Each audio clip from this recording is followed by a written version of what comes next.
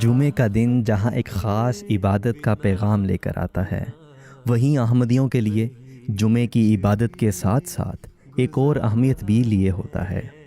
تمام دنیا میں احمدی ہر ہفتے اس دن کا انتظار کرتے ہیں، کیونکہ اس دن انہیں اس وجود سے ملاقات کا موقع ملتا ہے جسے اللہ تعالیٰ نے حضرت مسیح موعود علیہ الصلوۃ والسلام کے مشن کو آگے بڑھانے کے لیے مقرر فرمایا ہے۔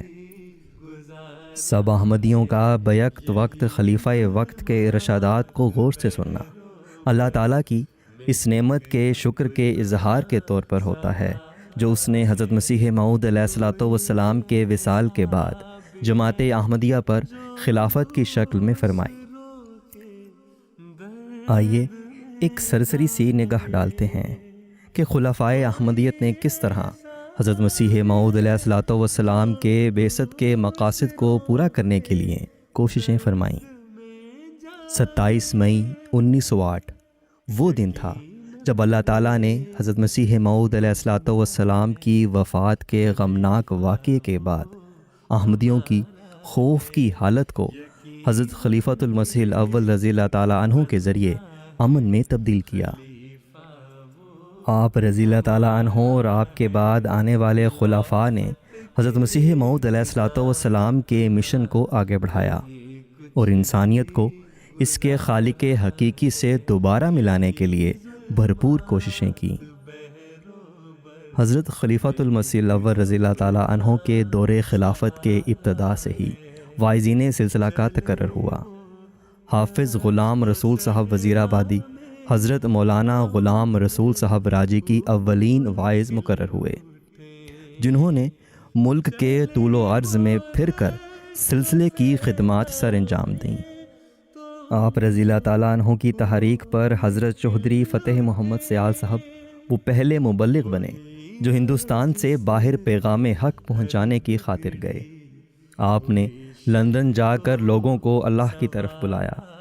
اسی طرح متعدد مقامات پر جماعتیں قائم کیں اور اشاعت دین کا کام جہاں حضرت مسیح موعود علیہ الصلوۃ والسلام چھوڑ کر گئے تھے وہیں سے اسے جاری کیا۔ حضرت خلیفۃ المسیح الاول رضی اللہ تعالیٰ عنہ نے اپنے دور خلافت میں قرآن اور حدیث نبوی صلی اللہ علیہ وسلم کے درس و تدریس کو بھی جاری فرمایا۔ اسی طرح خلافت کی اہمیت اور ضرورت کے بارے میں بھی تقاریر اور خطبات کے ذریعے جماعت کو توجہ دلائی، یہاں تک کہ جماعت کی کثیر تعداد نے اس حبل اللہ کو مضبوطی سے پکڑ لیا۔ 1914 میں آپ رضی اللہ تعالیٰ عنہ کی وفات کے بعد حضرت خلیفۃ المسیح ثانی رضی اللہ تعالیٰ عنہ کا دور خلافت آیا۔ اس کا ہے اسی میں فائدہ سب کا ہے، ورنہ سب خسارہ ہے۔ اسی میں فائدہ سب کا ہے، ورنہ سب خسارہ ہے۔ خلافت کے بنا اپنا آپ کا عہد خلافت اسلام احمدیت کی ترقی اور بے مثال کامیابیوں کا دور ہے۔ 52 سالہ دور خلافت میں خدا تعالیٰ کی غیر معمولی نصرتوں کے عجیب در عجیب نشانات ظاہر ہوئے۔ آپ کے پیش نظر بھی حضرت مسیح موعود علیہ الصلوۃ والسلام کا وہ مشن تھا جس کے ساتھ اللہ تعالیٰ نے آپ علیہ الصلوۃ والسلام کو مامور کر کے بھیجا تھا۔ بیرونی ممالک میں اس پیغام کو پہنچانے کے لیے آپ رضی اللہ تعالیٰ عنہ نے بہت سے مبلغین کو روانہ کیا۔ چنانچہ آپ رضی اللہ تعالیٰ عنہ کے ایما پر 1920 میں حضرت مفتی محمد صادق صاحب رضی اللہ تعالیٰ عنہ نے امریکہ میں، 1924 میں مولوی ظہور حسین صاحب رضی اللہ تعالیٰ عنہ نے بخارا میں حضرت مسیح موعود علیہ الصلوۃ والسلام کے پیغام کو پہنچانے کا کام سر انجام دیا۔ اس کے نتیجے میں یورپ، ایشیا، افریقہ اور امریکہ کے مختلف ممالک میں لوگوں تک اسلام احمدیت کا پیغام پہنچا۔ کثرت کے ساتھ لٹریچر مختلف زبانوں میں شائع کیا گیا اور لاکھوں افراد اسلام کے نور سے منور ہوئے۔ الخیر کلہ فی القرآن کے حضرت مسیح موعود علیہ الصلوۃ والسلام کے الہام کے پیش نظر قرآنی علوم کی اشاعت اور ترویج کے لیے آپ رضی اللہ تعالیٰ عنہ نے درس القرآن کا سلسلہ جماعت میں جاری رکھا اور تفسیر کبیر کے نام سے کئی جلدوں میں قرآن کریم کی ایک ضخیم تفسیر لکھی، جس میں ایک منفرد انداز سے قرآنی حقائق و معارف کو پیش کیا۔ اسلام کا باقی ادیان پر فوقیت ثابت کرنا حضرت مسیح موعود علیہ الصلوۃ والسلام کے مشن کا حصہ تھا۔ اس مقصد کے لیے حضرت خلیفۃ المسیح ثانی رضی اللہ تعالیٰ عنہ 1924 میں لندن تشریف لے گئے اور ویمبلے کانفرنس میں شرکت فرمائی۔ وہاں مختلف مذاہب کے نمائندوں نے اپنے اپنے مذاہب کی خوبیاں بیان کیں۔ چنانچہ اس کانفرنس میں آپ رضی اللہ تعالیٰ عنہ کا مضمون احمدیت یعنی حقیقی اسلام انگریزی میں ترجمہ کر کے پڑھا گیا، جس میں آپ نے دین اسلام کی فوقیت ثابت کی اور یہ بتایا کہ آج اسلام ہی وہ مذہب ہے جس پر چل کر انسان اللہ تعالیٰ تک پہنچ سکتا ہے۔ 1965 میں حضرت خلیفۃ المسیح ثانی رضی اللہ تعالیٰ عنہ کی وفات کے بعد جماعت احمدیہ حضرت خلیفۃ المسیح ثالث رحمہ اللہ تعالیٰ کے دور خلافت میں آگے بڑھی۔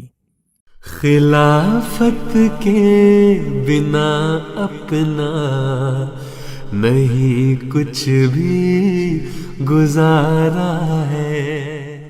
حضرت مسیح موعود علیہ الصلوۃ والسلام نے متعدد مقامات پر اسلام کے لیے اپنی زندگی وقف کرنے کی تحریک فرمائی تھی۔ حضرت مصلح موعود رضی اللہ تعالیٰ عنہ کی وفات کے بعد حضرت خلیفۃ المسیح ثالث رحمہ اللہ تعالیٰ نے اس مشن کو آگے بڑھاتے ہوئے وقف عارضی کی تحریک جاری فرمائی، جس کے تحت کوئی بھی احمدی 2 سے 6 ہفتوں تک کسی بھی مقام پر جا کر قرآن کریم پڑھانے اور جماعت کی تربیت کرنے کا کام کرتے ہیں۔ دراصل یہ بھی حضرت مسیح موعود علیہ الصلوۃ والسلام کے مشن کی تکمیل کے لیے ایک کڑی ہے، جس کے تحت جماعت کے لوگوں کو اللہ تعالیٰ کا کلام سکھا کر اللہ تعالیٰ سے مزید نزدیک لانے کا کام کیا جاتا ہے۔ اسی طرح جلسہ سالانہ 1973 میں 7 سالہ جوبلی کے روحانی پروگرام کی تحریک کرتے ہوئے فرمایا، تسبیح و تحمید اور درود شریف کا بالالتزام ورد کرنا ہے۔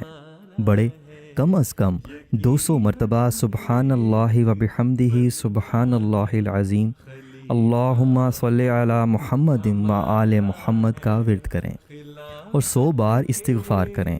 15 سے 25 سال عمر والے 100 بار تسبیح پڑھیں اور 33 مرتبہ استغفار۔ 1982 آپ رحمہ اللہ تعالیٰ کی وفات کے بعد جماعت احمدیہ خلافت رابعہ کے دور میں داخل ہوئی۔ چلے وہ دشت و صحرا میں تو ان میں پھول کھل اٹھے، چلے وہ دشت و صحرا میں تو ان میں پھول کھل اٹھے۔ دنیا تیزی سے تبدیل ہو رہی تھی اور مواصلات کے جدید ذرائع ایجاد ہو رہے تھے۔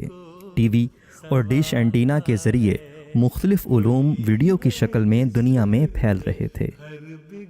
اس صورتحال کو بھانپتے ہوئے حضرت خلیفۃ المسیح الرابع رحمہ اللہ تعالیٰ نے MTA کی بنیاد رکھی۔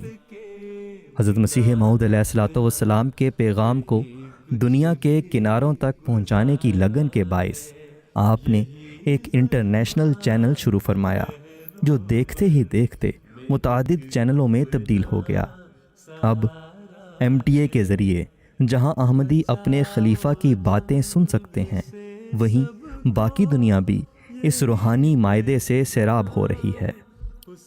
حضرت خلیفۃ المسیح رابع رحمہ اللہ تعالیٰ نے MTA کو اپنے پاؤں پر کھڑا کرنے کے لیے متعدد پروگرامز میں خود شرکت فرمائی اور MTA کے ذریعے ایک قیمتی سرمایہ چھوڑ گئے۔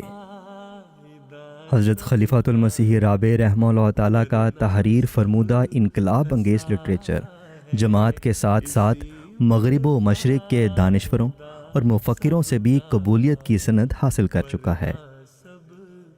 مذہب کے نام پر خون اور revelation, rationality, knowledge and truth اس کی واضح مثالیں ہیں۔ 2003 میں حضرت خلیفۃ المسیح رابع رحمہ اللہ تعالیٰ کی رحلت کے بعد جماعت احمدیہ نے خلافت خامسہ کے دور میں قدم رکھا۔